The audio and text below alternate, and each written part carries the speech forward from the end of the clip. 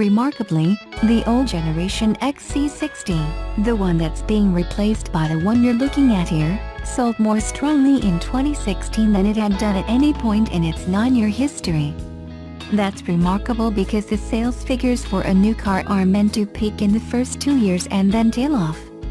What this tells us, bearing in mind that folk like Volvos and that they also like SUVs, is that a Volvo SUV is pretty much guaranteed to have a lasting appeal. Especially nowadays in an era of revitalization under Volvo's new owners Geely, a rebirth nicely exemplified by the new XC90, the S and the V90. The new 5-seat XC60, then. In terms of its size, think Audi Q5, BMW X3 or Land Rover Discovery Sport. It's a bit longer, wider and lower than its predecessor, and blends some new Volvo style points in with the basics that made the old car so popular. The biggest engine you can get is 2.0 liters, and the most cylinders you can have is 4. Within those parameters you've got the full gamut of choices, petrol or diesel. Soulless turbocharging and supercharging together. Hybrid assistance. And there's even a squirt of compressed air too.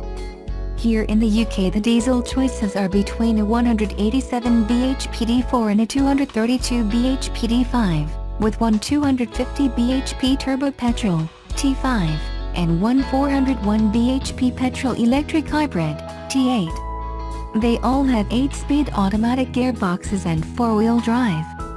Suspension is by double wishbones and coil springs up front, with an Integral Link Plus transverse leaf spring at the back. Air springing is an option. Prices for the XC60 range span the £37,000 to £58,000 bracket, with most models being in the low to mid-40s. Our test car was a D5, which will only be available in the UK in the posher trims. Approaching it for the first time, you know you're walking up to an XC60. It manages to be both familiar and new. Its upper profile has been streamlined by angling in the windows at the tops, throwing back the windscreen and lowering the roof.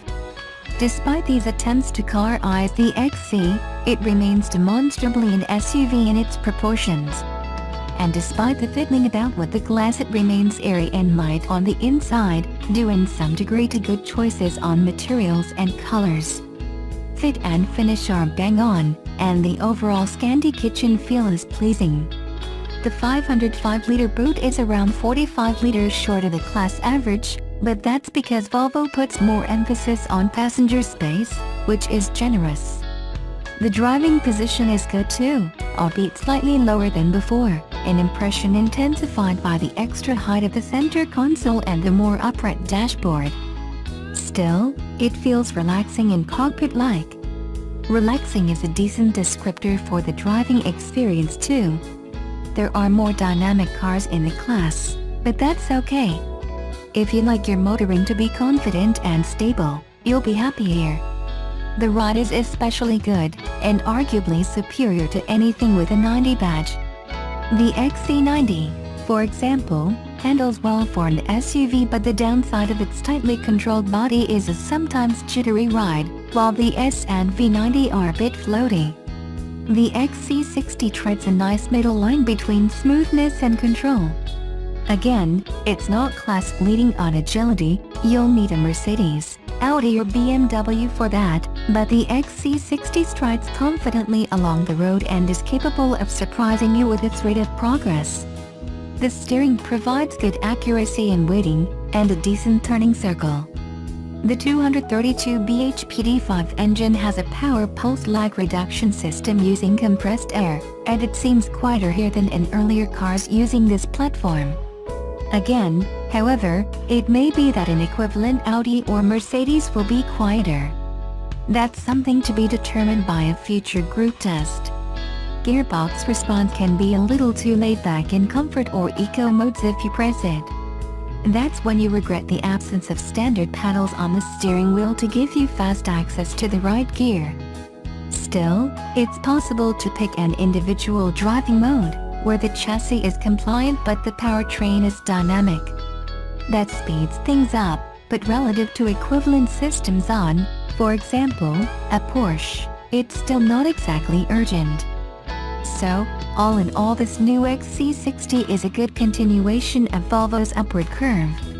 It feels like a high-quality car, and one that will take you far and wide without taxing your own human endurance.